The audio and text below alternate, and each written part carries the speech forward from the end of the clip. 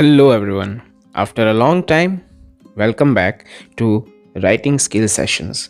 दोस्तों, कुछ पॉइंट्स हमारे राइटिंग स्किल्स के अंदर रह गए थे, तो अब हम इसको इस साल कवर अप करेंगे।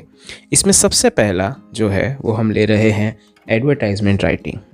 फ्रेंड्स, जैसे हम लोगों ने नोटिस राइटिंग में समझा था, क्या मतलब आपने नोटिस राइटिंग नहीं देखा हमारा? कोई बात नहीं, इस वीडियो के एंड तक बने रहिएगा, आपको उसकी भी इन्फॉर्मेशन दी जाएगी। जैसे नोटिस राइटिंग में हमने समझा था, उसी तरह से एडवर्टाइजमेंट भी एक टाइप का पब्लिक नोटिस है, जिसमें आप कोई सर्विसेज ऑफर कर रहे हैं या फिर आपको कोई सर्विसेज या कोई सामान, कोई चीज़ की ज़रूरत है, आप कोई चीज़ को रेंट पर देना चाहते हैं, तो उसकी इन्फॉर्मेशन जो होती है वो उसमें दी जाती है। जैसे हम लोग समझते हैं तो एडवर्टाइजमेंट दो हिस्से में आती है। एक आता है क्लासिफाइड और दूसरा आता है कॉमर्शियल।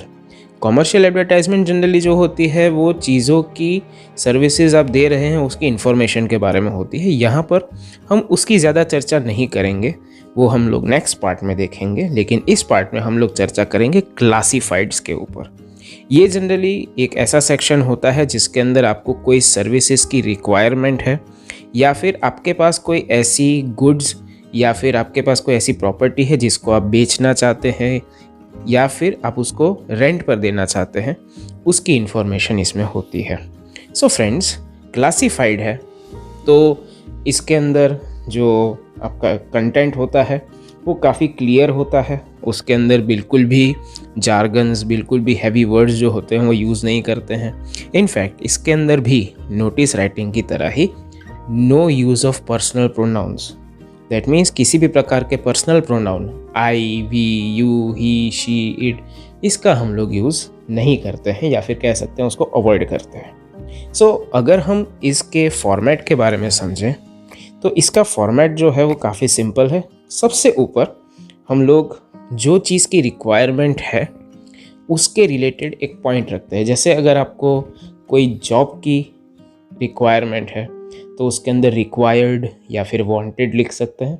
खैर, वांटेड थोड़ा वर्ड हैवी है, क्योंकि आजकल क्या है, वो जेल के अंदर कोई कैदी फरार हो जाता है उसके लिए भी वांटेड यूज़ करते हैं। We use for example required या फिर फॉर रेंट, फॉर सेल, इस तरह के वर्ड्स उसमें यूज़ करते हैं। नेक्स्ट उसमें होता है, जब हम मेन बॉडी के अंदर आते हैं तो उसके अंदर यूज़ होता है WDC।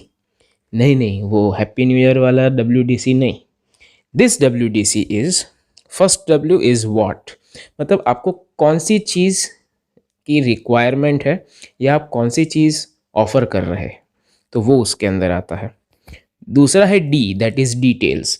अब डिटेल्स के अंदर क्या क्या हो सकता है? अगर आपको कोई पर्टिकुलर पोस्ट की रिक्वायरमेंट है, उसके लिए आप करना चाहते हैं, तो आप क्वालिफ़िकेशन, स्किल्स, आपके एक्सपीरियंस डिटेल्स, ये सारी चीज़ें उसमें आती है।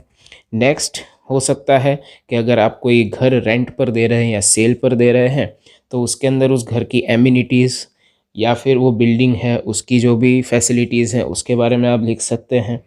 नेक्स्ट उसके अंदर आ सकता है कि जैसे मान लीजिए आपका अगर कोई कोई पेट या फिर कोई चीज़ मिस हो गई हो तो उसकी डिटेल्स दे सकते हैं।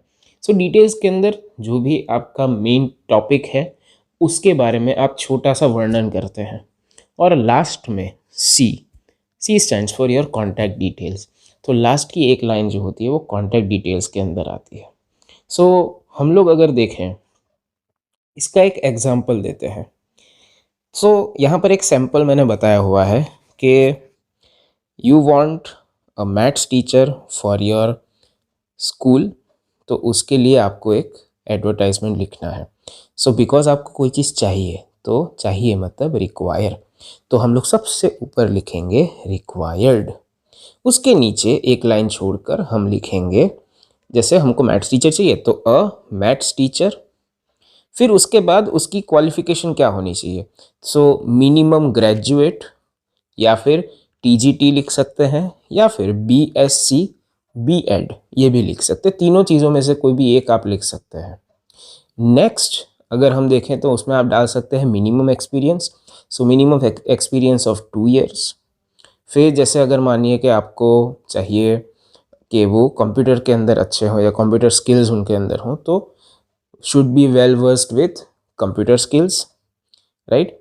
अब आप अपनी स्कूल की तरफ से या अपनी इंस्टीट्यूट की तरफ से दे सकते हैं कि भाई अट्रैक्टिव सैलरी, ये आपने इंफॉर्मेशन दिया, और सबसे लास्ट में अबाउट योर कॉन्टैक्ट इंफॉर्मेशन। तो इसमें आप लिख सकते हैं कि interested candidates can apply on this number और द ईमेल आईडी।